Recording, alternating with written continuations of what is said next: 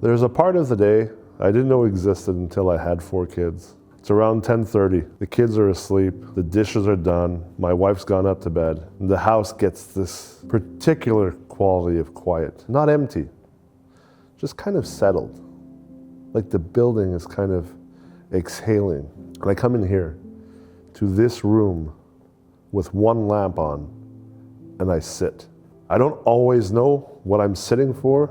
Sometimes I read, sometimes I write, sometimes I just stare at the wall for 10 minutes and let the day finish unwinding out of me. That's what this is. That's what I want this to be. Whatever this is between us, I want it to feel like that. You're here. I'm here. The day is done. And we're not in a hurry.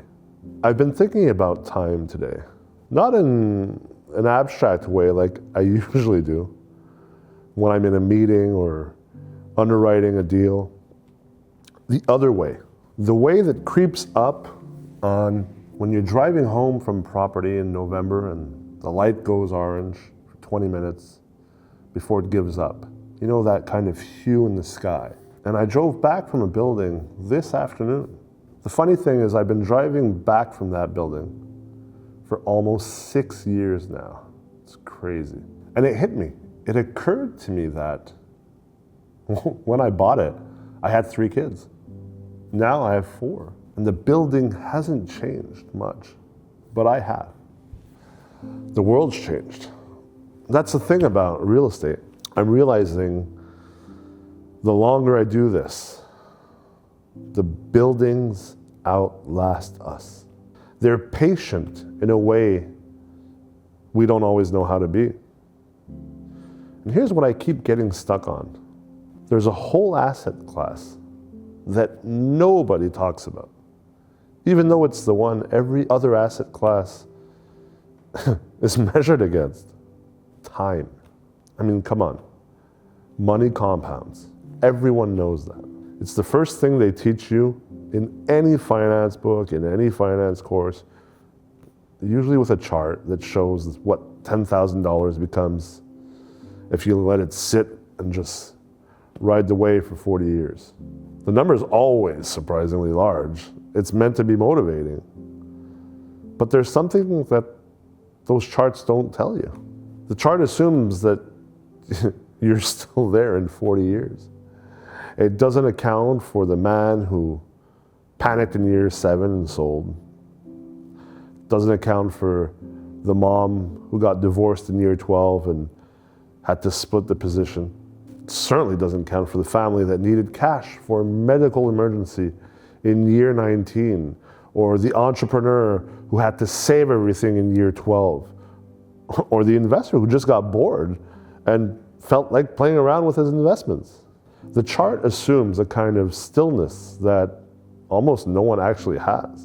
And I've come to believe the real asset is the capacity to leave the money alone.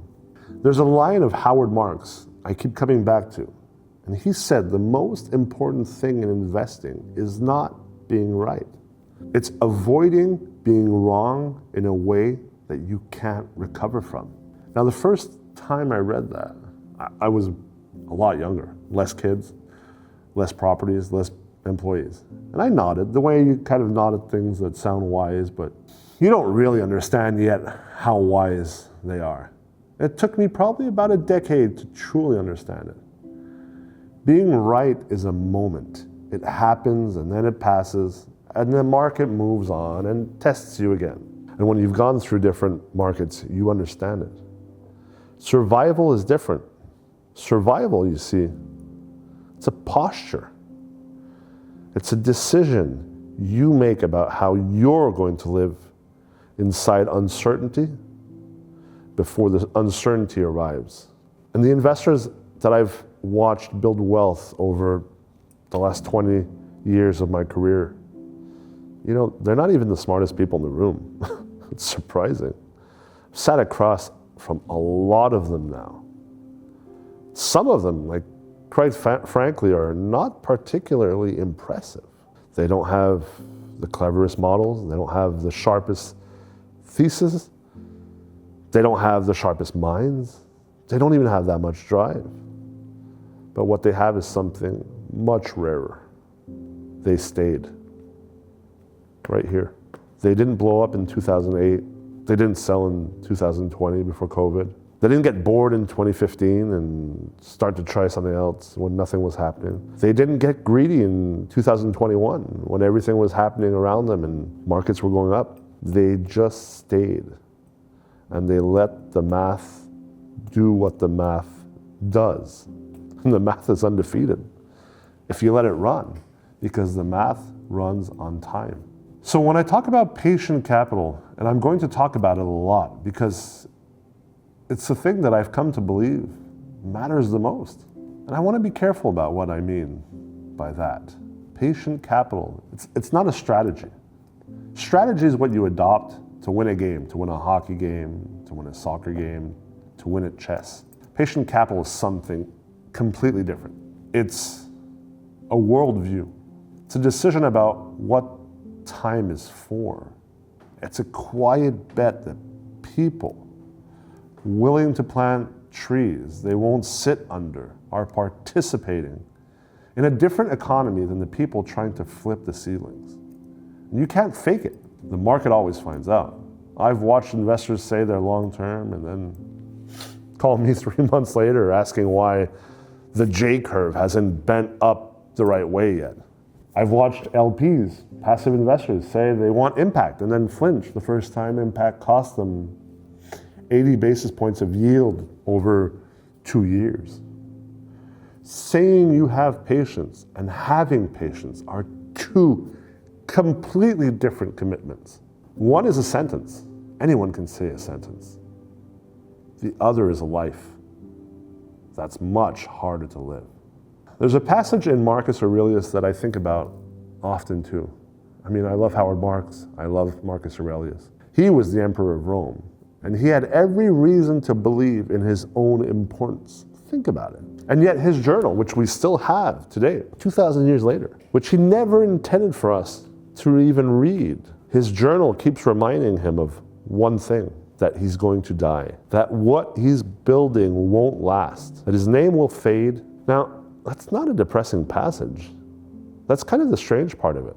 Because when you read it, it doesn't feel heavy at all. It feels clarifying because he's not concluding that nothing matters.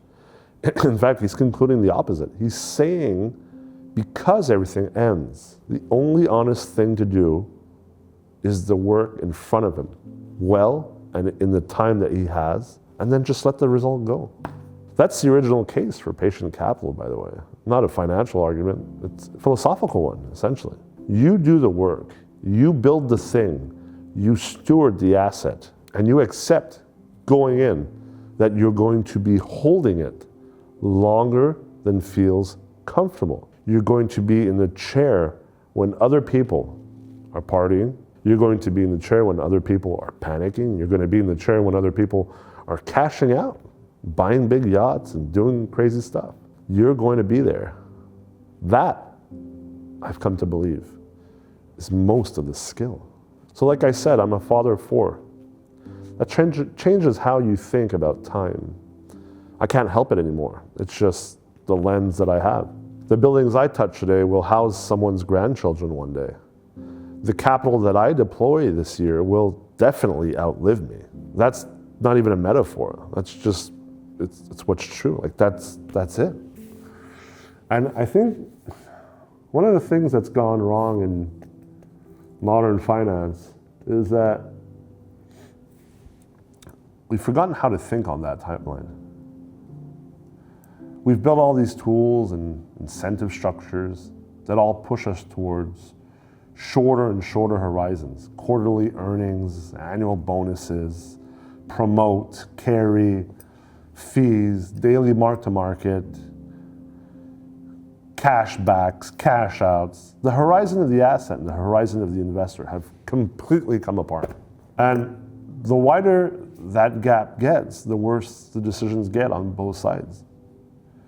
The investor who can close that gap, who can hold on to an asset on something closer to the asset's own timeline, that investor has an enormous structural advantage. Not because they're smarter. It's a question of being aligned at the end of the day. That always gets me thinking about a phrase sometimes in here, late. The horizon of a building is the horizon of a family.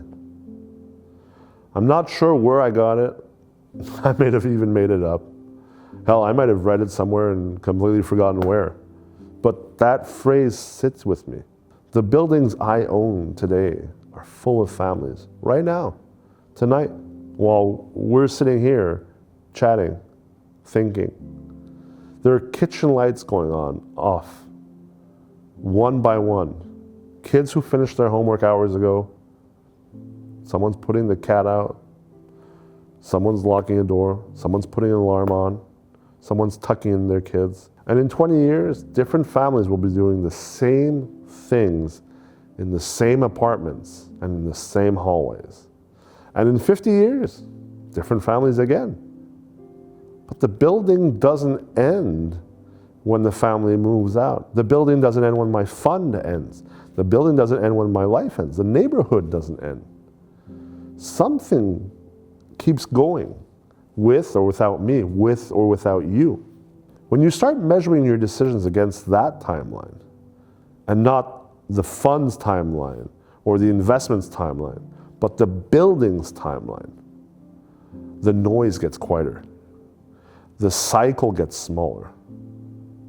The quarter stops mattering, and you make different decisions. You take different risks. You become slowly a different kind of investor. You become slowly a different kind of man or woman. I'll leave you all here with this. Compounding is only available to people who are still in the chair. Money, attention, discipline, love, marriages, friendships, businesses, reputations, investments, all of it, all of that crap, everything. There's a question I sit with in here, and a lot more often than I'd like to admit. The question is, what am I doing today that I won't be here to see finish? And I don't have a clean answer to that. Some nights I do. Some nights I don't.